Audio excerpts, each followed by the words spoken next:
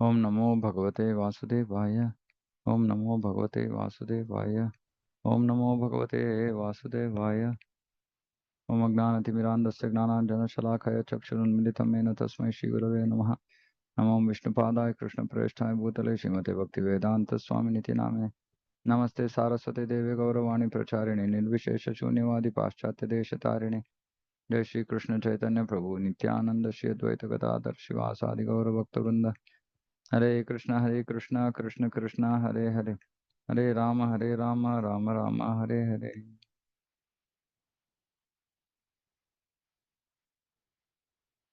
ಭಕ್ತಿ ರಸಾಮೃತ ಸಿಂಧು ಭಕ್ತಿ ಸೇವೆಯನ್ನು ಸಲ್ಲಿಸುವ ವಿಧಾನ. ನಿಯಮಗಳ 2 ಪಟ್ಟಿಯನ್ನ ಓದಿದ್ವಿ. ಮತ್ತೆ ಇನ್ನೊಂದ್ಸತಿ ಓದ್ತೀನಿ, ಹೋದ್ವಾರ ಓದಿದ್ರಿಂದ ಮರ್ತಿರ್ತೀವಿ. ಮೊದಲ 10, ಸದ್ಗುರುಗಳೊಬ್ಬರ ಪಾದಕಮಲಗಳ ಆಶ್ರಯವನ್ನು ಪಡೆಯಬೇಕು. ಗುರುಗಳೊಬ್ಬರಿಂದ ದೀಕ್ಷೆ ಪಡೆದು ಭಕ್ತಿ ಸೇವೆಯನ್ನು ಹೇಗೆ ಸಲ್ಲಿಸಬೇಕೆಂಬುದರ ಬಗ್ಗೆ ಅವರಿಂದ ತಿಳಿದುಕೊಳ್ಳಬೇಕು. ಶ್ರದ್ಧಾಭಕ್ತಿ ಪೂರ್ವಕವಾಗಿ ಗುರುವಿನ ಆಜ್ಞೆಯನ್ನು ಪರಿಪಾಲಿಸಬೇಕು. ಗುರುಗಳ ಮಾರ್ಗದರ್ಶನದಲ್ಲಿ ಉತ್ತಮ ಆಚಾರ್ಯರ ಹೆಜ್ಜೆಗಳನ್ನು ಅನುಸರಿಸಿ ನಡೆಯಬೇಕು.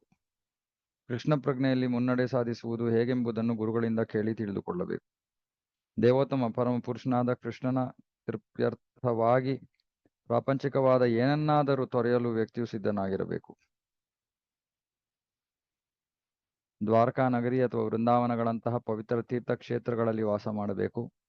ಅಗತ್ಯವಿದ್ದಷ್ಟನ್ನು ಮಾತ್ರ ಸ್ವೀಕರಿಸಬೇಕು ಅಥವಾ ಐಹಿಕ ಪ್ರಪಂಚದ ಜೊತೆಗಿನ ವ್ಯವಹಾರವು ಕನಿಷ್ಠ ಮಟ್ಟದಲ್ಲಿರಬೇಕು. ಏಕಾದಶಿಯ ದಿನ ಉಪವಾಸವಿರಬೇಕು ಮತ್ತು ಆಲ ಅಶ್ವತ್ಥದಂತಹ ಪವಿತ್ರ ವೃಕ್ಷಗಳನ್ನು ಪೂಜಿಸಬೇಕು. ಇದು ಮೊದಲ ಪಟ್ಟಿ. 2ನೇ ಪಟ್ಟಿ, ಭಕ್ತರಲ್ಲದವರ ಸಂಘವನ್ನು ದೃಢ ಮನಸ್ಸಿನಿಂದ ಬಿಡಬೇಕು. ಭಕ್ತಿ ಸೇವೆಯನ್ನು ಕೈಗೊಳ್ಳುವ ಅಪೇಕ್ಷೆ ಇಲ್ಲದವನಿಗೆ ಉಪದೇಶ ನೀಡಬಾರದು. ಭವ್ಯ ದೇಗುಲಗಳನ್ನು ಇಲ್ಲವೇ ಮಠಗಳನ್ನು ನಿರ್ಮಿಸುವ ಉತ್ಸಾಹ ವ್ಯಕ್ತಿಯಲ್ಲಿರಬಾರದು. 10 ಹಲವು ಪುಸ್ತಕಗಳನ್ನೋದಲು ವ್ಯಕ್ತಿಯು ಪ್ರಯತ್ನಿಸಬಾರದು. ಭಾಗವತ ಮತ್ತು ಭಗವದ್ಗೀತೆಗಳಂತಹ ಗ್ರಂಥಗಳ ವಾಚನ ಮಾಡಿ ಉದರ ಭರಣ ಮಾಡಿಕೊಳ್ಳುವ ಆಸೆಯನ್ನು ಬೆಳೆಸಿಕೊಳ್ಳಬಾರದು.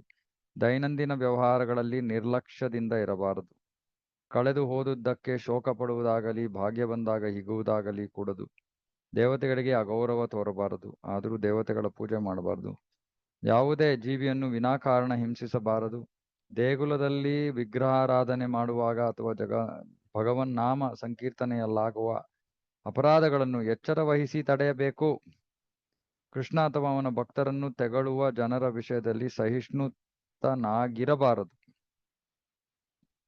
ಮೇಲೆ ಹೇಳಲಾಗಿರುವ 10 ತತ್ವಗಳ ಪಾಲನೆ ಮಾಡದೆ ವ್ಯಕ್ತಿಯು ತನ್ನನ್ನು ಸಾಧನ ಭಕ್ತಿ ಅಥವಾ ಅಭ್ಯಾಸಶೀಲ ಭಕ್ತಿ ಸೇವೆಯನ್ನು ಮಾಡುವ ನೆಲೆಗೆ ಏರಿಸಿಕೊಳ್ಳಲಾರ. ಶ್ರೀಲ ರೂಪ ಗೋಸ್ವಾಮಿಯವರು ಒಟ್ಟು 20 ಅಂಶಗಳನ್ನು ಹೇಳುತ್ತಾರೆ ಮತ್ತು ಅವೆಲ್ಲವೂ ಮುಖ್ಯವಾದವೇ. 20ರಲ್ಲಿ ಮೊದಲ 3 ಎಂದರೆ ಸದ್ಗುರುಗಳೊಬ್ಬರನ್ನು ಆಶ್ರಯಿಸುವುದು, ಅವರಿಂದ ದೀಕ್ಷೆ ಪಡೆಯುವುದು ಮತ್ತು ಗೌರವ ಹಾಗೂ ಪೂಜ್ಯ ಭಾವದಿಂದ ಅವರಿಗೆ ಸೇವೆ ಮಾಡುವುದು ಬಹು ಮುಖ್ಯವಾದ ವಿಚಾರಗಳು. ಇನ್ನೂ ಕೆಲವು ಮೂಲ ತತ್ವಗಳು ಹೀಗಿವೆ. ವೈಷ್ಣವರ ಗುರುತಾದ ತಿಲಕದಿಂದ ವ್ಯಕ್ತಿಯು ದೇಹವನ್ನು ಅಲಂಕರಿಸಿಕೊಳ್ಳಬೇಕು. ತಿಲಕಧಾರಣೆಯ ಜೊತೆಯಲ್ಲೇ ವ್ಯಕ್ತಿಯು ತನ್ನ ದೇಹದ ಮೇಲೆ ಹರೇ ಕೃಷ್ಣ ಎಂದು ಕೂಡ ಬರೆದುಕೊಳ್ಳಬಹುದು. ಭಗವಂತನಿಗೆ ಅರ್ಪಿಸಿದ ಹೂಗಳನ್ನು, ಹೂಹಾರಗಳನ್ನು ಸ್ವೀಕರಿಸಿ ಅವನ್ನು ತನ್ನ ದೇಹದಲ್ಲಿ ಧಾರಣ ಮಾಡಿಕೊಳ್ಳಬೇಕು. ಅರ್ಚಾ ವಿಗ್ರಹದ ಎದುರು ನರ್ತಿಸುವುದನ್ನು ವ್ಯಕ್ತಿಯು ಕಲಿಯಬೇಕು. ಇದು ಬಹಳ ಮುಖ್ಯ. ಯಾವ ರೀತಿ ನರ್ತಿಸಬೇಕು ಅಂತಾನು ಕಲಿಬೇಕು. ಅರ್ಚಾಮೂರ್ತಿಯನ್ನು ಅಥವಾ ಗುರುಗಳನ್ನು ಕಂಡೊಡನೆ ಅವರಿಗೆ ಬಾಗಿ ನಮಸ್ಕರಿಸುವುದನ್ನು ವ್ಯಕ್ತಿಯು ಕಲಿಯಬೇಕು. ವ್ಯಕ್ತಿಯು ಕೃಷ್ಣನ ದೇಗುಲದಲ್ಲಿ ಪ್ರವೇಶಿಸುವಾಗ ಎದ್ದು ನಿಲ್ಲಬೇಕು. ಉತ್ಸವ ಮೂರ್ತಿಯನ್ನು ಬೀದಿಗಳಲ್ಲಿ ಮೆರವಣಿಗೆಗೆಂದು ಒಯ್ದಾಗ ಭಕ್ತನು ಆ ಮೆರವಣಿಗೆಯಲ್ಲಿ ಪಾಲುಗೊಳ್ಳಬೇಕು. ಓಕೆ, ಇದಕ್ಕೆ ಒಂದು ದೊಡ್ಡ ನೋಟ್ಸ್ ಬರೆದಿದ್ದಾರೆ ಇಲ್ಲಿ ಪ್ರಭುಪಾದರು. ಈ ಸಂಬಂಧದಲ್ಲಿ ಕೃಷ್ಣ ಗಮನಿಸಬೇಕಾದ ಅಂಶ ಹೊಂದಿದೆ. ಭಾರತದ ದೇವಾಲಯಗಳಲ್ಲಿ, ವಿಶೇಷವಾಗಿ ವಿಷ್ಣು ದೇವಾಲಯಗಳಲ್ಲಿ, ಮೂಲ ವಿಗ್ರಹವು ದೇಗುಲದ ಗರ್ಭಗುಡಿಯಲ್ಲಿರುತ್ತದೆ. ಉತ್ಸವ ಮೂರ್ತಿಗಳನ್ನು ಪ್ರತ್ಯೇಕವಾಗಿ ಒಂದೆಡೆ ಇರಿಸಲಾಗಿರುತ್ತದೆ. ಈ ಉತ್ಸವ ಮೂರ್ತಿಗಳನ್ನು ಸಂಜೆಯ ಹೊತ್ತು ಮೆರವಣಿಗೆಯಲ್ಲಿ ಕೊಂಡೊಯ್ಯುವ ಸಂಪ್ರದಾಯ ಕೆಲವು ದೇವಸ್ಥಾನಗಳಲ್ಲಿವೆ ಇದೆ. ಮೆರವಣಿಗೆಯ ಹೊತ್ತಿನಲ್ಲಿ ಉತ್ಸವ ಮೂರ್ತಿಗಳನ್ನು ಅಲಂಕೃತ ರಥದಲ್ಲೋ ಇಲ್ಲವೇ ಪಲ್ಲಕ್ಕಿಯಲ್ಲೋ ಕೂಡಿಸಿ ದೇವರ ಶಿರಗಳ ಮೇಲೆ ದೊಡ್ಡ ಛತ್ರಿಯನ್ನು ಸ್ಥಾಪಿಸಲಾಗಿರುತ್ತದೆ. ಮೆರವಣಿಗೆಯ ಮುಂದೆ ವಾದ್ಯದ ನಾದ ಮೊಳಗುತ್ತಿರುತ್ತದೆ. ಭಕ್ತರು ರಥವನ್ನು ಎಳೆಯುತ್ತಾರೆ, ಇಲ್ಲವೇ ಪಲ್ಲಕ್ಕಿಯನ್ನು ಹೊರುತ್ತಾರೆ. ಉತ್ಸವ ಮೂರ್ತಿಗಳ ಮೆರವಣಿಗೆಯು ಊರಿನಲ್ಲಿ ಹೋಗುತ್ತಿರುವಾಗ ಸುತ್ತಮುತ್ತಲ ಮನೆಗಳವರು ಮನೆಗಳಿಂದ ಹೊರಬಂದು ದೇವರಿಗೆ ನೈವೇದ್ಯವನ್ನು ಅರ್ಪಿಸುತ್ತಾರೆ. ಜನರು ಮೆರವಣಿಗೆಯಲ್ಲಿ ಸೇರಿಕೊಳ್ಳುವುದರಿಂದ ಇಡೀ ದೃಶ್ಯವು ಮನೋಹರವಾಗಿರುತ್ತದೆ. ದೇವರು ದೇವಸ್ಥಾನವನ್ನು ಬಿಡುವಾಗ ದೇಗುಲದ ಸೇವಕರು ಇಂದಿನ ಆದಾಯ ಇಷ್ಟು, ಖರ್ಚು ಇಷ್ಟು ಇತ್ಯಾದಿ ಆಯಾ ದಿನದ ಹಣಕಾಸಿನ ವ್ಯವಹಾರವನ್ನೆಲ್ಲ ದೇವರಿಗೆ ಒಪ್ಪಿಸುತ್ತಾರೆ. ಇಡೀ ವ್ಯವಸ್ಥೆಯ ಒಡೆಯ ಭಗವಂತನೆಂಬುದು, ಪುರೋಹಿತರು ಹಾಗೂ ಇತರ ಸೇವಕರು ಅವನ ದಾಸರೆಂಬುದು ಇಲ್ಲಿನ ಭಾವ. ನೋಡಿ, ಚೆನ್ನಾಗಿದೆ. ಈ ನಡಾವಳಿಯು ಬಹು ಪುರಾತನವಾದುದು ಮತ್ತು ಇಂದಿಗೂ ಚಾಲ್ತಿಯಲ್ಲಿದೆ. ಆದ್ದರಿಂದ ಉತ್ಸವ ಮೂರ್ತಿಯ ಮೆರವಣಿಗೆ ಹೊರಟಾಗ ಜನರು ಮೆರವಣಿಗೆಯಲ್ಲಿ ಸೇರಿಕೊಳ್ಳಬೇಕೆಂದು ಇಲ್ಲಿ ಸೂಚಿಸಲಾಗಿದೆ. ಓಕೆ, ಉತ್ಸವ ಮೂರ್ತಿಯ ಬಗ್ಗೆ. 8. ಭಕ್ತನೊಬ್ಬನು ವಿಷ್ಣು ದೇವಸ್ಥಾನವೊಂದಕ್ಕೆ ಕನಿಷ್ಠ 1 ಸಾರಿ ಅಥವಾ 2 ಸಾರಿ ಬೆಳಗ್ಗೆ ಮತ್ತು ಸಾಯಂಕಾಲ ಭೇಟಿ ಕೊಡಬೇಕು. ಈ ಪದ್ಧತಿಯನ್ನು ಬೃಂದಾವನದಲ್ಲಿ ಬಹು ಕಟ್ಟುನಿಟ್ಟಾಗಿ ಪಾಲಿಸಲಾಗುತ್ತದೆ. ಊರಿನ ಭಕ್ತ ಜನರು ಬೆಳಗ್ಗೆ ಹಾಗೂ ಸಂಜೆಯ ಹೊತ್ತು ಬೇರೆ ಬೇರೆ ದೇವಸ್ಥಾನಗಳಿಗೆ ಹೋಗುತ್ತಾರೆ. ಹಾಗಾಗಿ ಬೆಳಗಿನ ಹಾಗೂ ಸಂಜೆಯ ವೇಳೆ ಊರಿನ ರಸ್ತೆಗಳಲ್ಲಿ ಜನಜಂಗುಳಿ ವಿಶೇಷವಾಗಿರುತ್ತದೆ. ಬೃಂದಾವನದ ನಗರಿಯಲ್ಲಿ ಸುಮಾರು 5,000 ದೇವಾಲಯಗಳಿವೆ. ಎಲ್ಲಾ ದೇವಸ್ಥಾನಗಳಿಗೂ ಭೇಟಿ ಕೊಡುವುದು ಸಾಧ್ಯವಲ್ಲದ್ದು ಎಂಬುದೇನೋ ಸರಿ. ಆದರೆ ಗೋಸ್ವಾಮಿಗಳು ಸ್ಥಾಪಿಸಿದ ಕನಿಷ್ಠ 12 ದೊಡ್ಡ ಮುಖ್ಯ ದೇವಾಲಯಗಳಿವೆ ಮತ್ತು ಅವುಗಳಿಗೆ ಹೋಗಬೇಕು. ನಾವು 12ಕ್ಕೂ ಹೋಗ್ಲಿಲ್ಲ ಅಂದ್ರೆ 6ಕ್ಕಂತೂ ಹೋಗ್ಬೇಕು. ಕನಿಷ್ಠ 3 ಬಾರಿಯಾದರೂ ದೇವಾಲಯಕ್ಕೆ ಪ್ರದಕ್ಷಿಣೆ ಸುತ್ತಬೇಕು. ಅದಕ್ಕೆ ಪ್ರದಕ್ಷಿಣೆ ಸುತ್ತಕ್ಕೆ ಮಾರ್ಗ ಇರಬೇಕು, ಪ್ರದಕ್ಷಿಣೆ ಮಾರ್ಗ ಇರಬೇಕು. ಕನಿಷ್ಠ 3 ಬಾರಿ ಪ್ರದಕ್ಷಿಣೆ ಸುತ್ತಲಿಕ್ಕೆ ಬೇಕಾದ ಅನುಕೂಲ ಎಲ್ಲಾ ದೇವಸ್ಥಾನಗಳಲ್ಲೂ ಇರುತ್ತದೆ. ಆದರೆ ಇಸ್ಕಾನ್ನಲ್ಲಿ ಇರೋದಿಲ್ಲ. ಕೆಲವು ಭಕ್ತರು 3ಕ್ಕಿಂತ ಹೆಚ್ಚು ಬಾರಿ 10, 15 ಬಾರಿ ಪ್ರದಕ್ಷಿಣೆ ಹಾಕುತ್ತಾರೆ. ಇದು ಅವರವರು ಮಾಡಿಕೊಂಡ ಸಂಕಲ್ಪವನ್ನು ಅವಲಂಬಿಸಿರುತ್ತದೆ. ಗೋಸ್ವಾಮಿಗಳು ಗೋವರ್ಧನ ಗಿರಿಯ ಸುತ್ತ ಪ್ರದಕ್ಷಿಣೆ ಹಾಕುತ್ತಿದ್ದರು. ಇಡೀ ಬೃಂದಾವನ ಕ್ಷೇತ್ರಕ್ಕೆ ಕೂಡ ಪ್ರದಕ್ಷಿಣೆ ಮಾಡಬೇಕು. ಇದೆಲ್ಲ ಮಾಡ್ತೀವಿ ನಾವು. 10. ದೇವಸ್ಥಾನದಲ್ಲಿ ನಿಯಂತ್ರಕ ತತ್ವಗಳ ಅನುಸಾರ ಪೂಜೆಯನ್ನು ಮಾಡಬೇಕು. ದೇವರಿಗೆ ಆರತಿ ಮಾಡುವುದು, ನೈವೇದ್ಯ ಸಮರ್ಪಣೆ, ವಿಗ್ರಹಕ್ಕೆ ಅಲಂಕಾರ ಮಾಡುವುದು ಇತ್ಯಾದಿ ಇವನ್ನು ಕ್ರಮ ತಪ್ಪದೆ ನಡೆಸಬೇಕು. ಇದು ಬಹಳ ಮುಖ್ಯ. ಕ್ರಮ ತಪ್ಪದೆ ನಡೆಸಬೇಕು. ಅರ್ಚಾ ವಿಗ್ರಹಗಳಿಗೆ ವ್ಯಕ್ತಿಯು ವೈಯಕ್ತಿಕ ಸೇವೆ ಸಲ್ಲಿಸಬೇಕು. 12 ಹಾಡಬೇಕು. 13 ಸಂಕೀರ್ತನೆ ಮಾಡಬೇಕು. ಮಂತ್ರಗಳನ್ನು ಉಚ್ಚರಿಸಬೇಕು. ಪ್ರಾರ್ಥನೆಗಳನ್ನು ಸಲ್ಲಿಸಬೇಕು. ಮುಖ್ಯವಾದ ಪ್ರಾರ್ಥನಾ ಪದ್ಯಗಳನ್ನು ಹಾಡಬೇಕು. ವ್ಯಕ್ತಿಯು ಮಹಾಪ್ರಸಾದವನ್ನು ಸ್ವೀಕರಿಸಬೇಕು. ವ್ಯಕ್ತಿಯು ಚರಣಾಮೃತವನ್ನು ಸ್ವೀಕರಿಸಬೇಕು. ಭಗವಂತನಿಗೆ ಅರ್ಪಿಸಿದ ಪರಿಮಳ ದ್ರವ್ಯಗಳನ್ನು, ಹೂಗಳನ್ನು ವ್ಯಕ್ತಿಯು ಆಘ್ರಾಣಿಸಬೇಕು. ವಿಗ್ರಹದ ಪಾದಾರವಿಂದಗಳನ್ನು ಸ್ಪರ್ಶಿಸಬೇಕು. ಪೂಜಾ ವಿಗ್ರಹವನ್ನು ಭಕ್ತಿಪೂರ್ವಕವಾಗಿ ನೋಡಬೇಕು. ಬೇರೆ ಬೇರೆ ವೇಳೆಗಳಲ್ಲಿ ವಿಗ್ರಹಕ್ಕೆ ಆರತಿ ಮಾಡಬೇಕು. ಭಾಗವತ ಹಾಗೂ ಭಗವದ್ಗೀತೆಯಂಥ ಗ್ರಂಥಗಳಿಂದ ಭಗವಂತನ ಲೀಲೆಗಳನ್ನು ಶ್ರವಣ ಮಾಡಬೇಕು.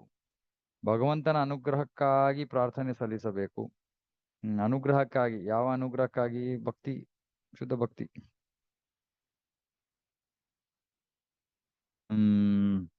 ವಿಗ್ರಹವನ್ನು ಸ್ಮರಿಸುತ್ತಿರಬೇಕು. ಮೂರ್ತಿಯನ್ನು ಕುರಿತು ಧ್ಯಾನ ಮಾಡಬೇಕು. ಸ್ವಯಂ ಸೇವೆ ಒಂದಿಷ್ಟನ್ನು ಮಾಡಬೇಕು. ಭಗವಂತನು ತನ್ನ ಸ್ನೇಹಿತನೆಂಬ ಭಾವವಿರಬೇಕು. ಸರ್ವಸ್ವವನ್ನು ಭಗವಂತನಿಗೆ ಅರ್ಪಿಸಬೇಕು. ಬಹುಪ್ರಿಯವಾದ ಖಾದ್ಯ ಪದಾರ್ಥ ಅಥವಾ ಅಸ್ತ್ರವನ್ನು ಪ್ರಭುವಿಗೆ ಅರ್ಪಿಸಬೇಕು. ಕೃಷ್ಣನಿಗಾಗಿ ಎಂತಹ ಅಪಾಯಕಾರಿ ಸಂಭವ್ಯತೆಯನ್ನಾದರೂ ಎದುರಿಸಬೇಕು ಹಾಗೂ ಅವನ ಸಂತೋಷಕ್ಕಾಗಿ ಎಲ್ಲಾ ಬಗೆಯಿಂದಲೂ ಶ್ರಮಿಸಬೇಕು. ಎಲ್ಲ ಸಂದರ್ಭಗಳಲ್ಲೂ ವ್ಯಕ್ತಿಯು ಶರಣಾಗತ ಆತ್ಮನಾಗಿರಬೇಕು. ತುಳಸಿ ಗಿಡಕ್ಕೆ ನೀರೆರೆಯಬೇಕು. ಭಾಗವತ ಮತ್ತು ಇತರ ಧರ್ಮಗ್ರಂಥಗಳ ಶ್ರವಣವನ್ನು ಕ್ರಮವಾಗಿ ಮಾಡಬೇಕು. ವ್ಯಕ್ತಿಯು ಮಥುರಾ, ಬೃಂದಾವನ ಅಥವಾ ದ್ವಾರಕಾ ನಗರಿಗಳಂತಹ ಪವಿತ್ರ ಕ್ಷೇತ್ರಗಳಲ್ಲಿ ವಾಸಿಸಬೇಕು. ವೈಷ್ಣವರ ಸೇವೆ ಮಾಡಬೇಕು. ತನಗಿರುವ ಸೌಕರ್ಯದ ಪ್ರಕಾರ ವ್ಯಕ್ತಿಯು ತನ್ನ ಭಕ್ತಿ ಸೇವೆಯನ್ನು ಆಯೋಜಿಸಬೇಕು. ಕಾರ್ತಿಕ ಮಾಸದಲ್ಲಿ ವಿಶೇಷ ಸೇವೆಗಾಗಿ ವ್ಯವಸ್ಥೆ ಮಾಡಬೇಕು. ಶ್ರೀಕೃಷ್ಣ ಜನ್ಮಾಷ್ಟಮಿಯಂದು ವಿಶೇಷ ಪೂಜಾದಿ ಕೈಂಕರ್ಯಗಳನ್ನು ಮಾಡಬೇಕು. ಮಾಡಿದ್ದೆಲ್ಲವನ್ನು ಜಾಗ್ರತೆಯಿಂದಲೂ ಭಕ್ತಿಪೂರ್ವಕವಾಗಿಯೂ ಮಾಡಬೇಕು. ಇದು ಬಹಳ ಮುಖ್ಯ. ಏನ್ ಮಾಡ್ತೀವಿ ಅನ್ನೋದು ಮುಖ್ಯ ಅಲ್ಲ, ಹೇಗ್ ಮಾಡ್ತೀವಿ ಅನ್ನೋದು ಮುಖ್ಯ. ನೋಡಿ, ಇಲ್ಲಿ ಮಾಡಿದ್ದೆಲ್ಲವನ್ನು ಜಾಗ್ರತೆಯಿಂದಲೂ ಪ್ರಜ್ಞಾಪೂರ್ವಕವಾಗಿ ಭಕ್ತಿಪೂರ್ವಕವಾಗಿ ಮಾಡಬೇಕು. ಭಕ್ತ ಜನರ ಸಮೂಹದಲ್ಲಿ ಭಾಗವತ ಶ್ರವಣವನ್ನು ಸವಿಯಬೇಕು. ಹೊರಗಿನವರೊಂದಿಗೆ ಕೂಡದು. ತನಗಿಂತ ಹೆಚ್ಚು ಉನ್ನತಿ ಗಳಿಸಿದವರೆಂದು ಪರಿಗಣಿಸಲಾದ ಭಕ್ತರ ಸಂಘ ಮಾಡಬೇಕು. ಇದು ನಿಯಮಗಳಲ್ಲಿ ಒಂದು. ಪ್ರಭುವಿನ ಪವಿತ್ರ ನಾಮವನ್ನು ಉಚ್ಚರಿಸಬೇಕು. ಮಥುರೆಯ ಪರಿಧಿಯಲ್ಲಿ ವಾಸಿಸಬೇಕು. ಹೀಗೆ ನಿಯಂತ್ರಕ ತತ್ವಗಳ ಸಂಖ್ಯೆ ಒಟ್ಟು 64 ಆಗುತ್ತದೆ. ಈಗಾಗಲೇ ಹೇಳಲಾಗಿರುವಂತೆ ಮೊದಲ 10 ಪ್ರಾಥಮಿಕ ತತ್ವಗಳು, ಬಳಿಕ ಎರಡನೆಯ ಪಟ್ಟಿಕೆಯಲ್ಲಿನ 10 ತತ್ವಗಳು ಬರುತ್ತವೆ. 10 ಪ್ರಾಥಮಿಕ, ಆಮೇಲೆ ಇನ್ನೊಂದು 10, ಇವಕ್ಕೆ ಮೂರನೇ ಭಾಗದ 44 ತತ್ವಗಳು ಸೇರಿಸಿದೆ. ಹೀಗೆ ಭಕ್ತಿ ಸೇವೆಯ ಸಾಧನೆ ಮಾಡಲು ಒಟ್ಟು 64 ಅಂಶಗಳು ನಿರೂಪಿತವಾಗಿವೆ. ಈ 64ರಲ್ಲಿ 5 ಅಂಶಗಳು ಎಂದರೆ ವಿಗ್ರಹ ಪೂಜೆ, ಶ್ರೀಮದ್ ಭಾಗವತ ಶ್ರವಣ, ಭಕ್ತರ ಸಂಘ, ಸಂಕೀರ್ತನೆ ಹಾಗೂ ಮಥುರಾಪುರ ವಾಸ. ಈ 5 ಬಹು ಮುಖ್ಯವಾದದ್ದಾಗಿವೆ. ಮತ್ತೆ ಹೇಳ್ತೀನಿ: ವಿಗ್ರಹ ಪೂಜೆ, ಭಾಗವತ ಶ್ರವಣ, ಭಕ್ತರ ಸಂಘ, ಸಂಕೀರ್ತನೆ, ಮಥುರಾವಾಸ. ಭಕ್ತಿ ಸೇವೆಯ ಈ 64 ಅಂಶಗಳು ಕಾಯ, ವಾಚ, ಮನಸ, ನಮ್ಮ ಎಲ್ಲಾ ಚಟುವಟಿಕೆಗಳನ್ನು ಒಳಗೊಂಡಿರಬೇಕು. ಪ್ರಾರಂಭದಲ್ಲೇ ಹೇಳಲಾದಂತೆ ನಮ್ಮೆಲ್ಲ ಇಂದ್ರಿಯಗಳನ್ನು ಭಗವಂತನ ಸೇವೆಯಲ್ಲಿ ತೊಡಗಿಸಬೇಕು ಎಂಬುದನ್ನು ಭಕ್ತಿ ಸೇವೆಯ ನಿಯಂತ್ರಕ ತತ್ವವು ವಿಧಿಸುತ್ತದೆ. ಇದು ನಿಯಂತ್ರಕ ತತ್ವಗಳು. ಇವು ಖಚಿತವಾಗಿ ಹೇಗೆ ಇಂದ್ರಿಯಗಳನ್ನು ಭಗವತ್ ಸೇವೆಯಲ್ಲಿ ತೊಡಗಿಸುವುದು ಎಂಬುದನ್ನು ಮೇಲಿನ 64 ಅಂಶಗಳು ತಿಳಿಸಿಕೊಡುತ್ತವೆ. ಮೇಲಿನ ಅಂಶಗಳ ನೈಜತ್ವವನ್ನು ಬೆಂಬಲಿಸುವ ಸಲುವಾಗಿ ಶ್ರೀ ರೂಪ ಗೋಸ್ವಾಮಿಯವರು ಮುಂದೆ ಬೇರೆ ಬೇರೆ ಧರ್ಮಗ್ರಂಥಗಳಿಂದ ರುಜುವಾತು ನೀಡುತ್ತಾರೆ. ಇವಾಗ ಈ 64ರಲ್ಲಿ 5 ಮಾಡಕ್ಕೆ ಪ್ರಯತ್ನ ಮಾಡಲೇಬೇಕು. ಇನ್ನು ಮಿಕ್ಕಿದ್ದು 59 ಮಾಡ್ಲಿಲ್ಲ ಅಂದ್ರೂ ತಪ್ಪು ಮಾಡಬಾರ್ದು. ಆ ವಿಷಯದಲ್ಲಿ ತಪ್ಪು ಮಾಡಬಾರ್ದು. ಅದು ಬಹಳ ಮುಖ್ಯವಾದದ್ದು.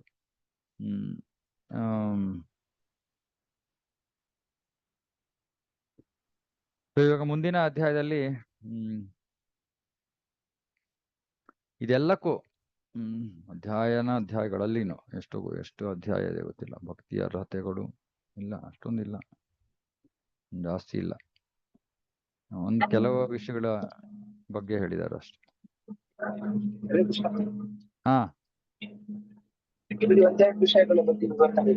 ಕೇಳಿಸ್ತಾ ಇಲ್ಲ. ವಿಷಯದ ಬಗ್ಗೆ ವಿವರಣೆ ಬೇಕು. ನಿಮ್ ವಾಯ್ಸ್ ಕೇಳಿಸ್ತಾ ಇಲ್ಲ ಬಾಲಕೃಷ್ಣ ಪ್ರಭು.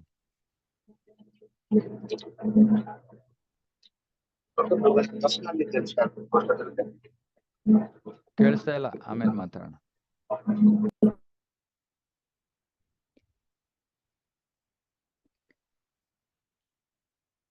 ಓಕೆ, ಇಲ್ಲಿಗೊಂದು ಸ್ಟಾಪ್.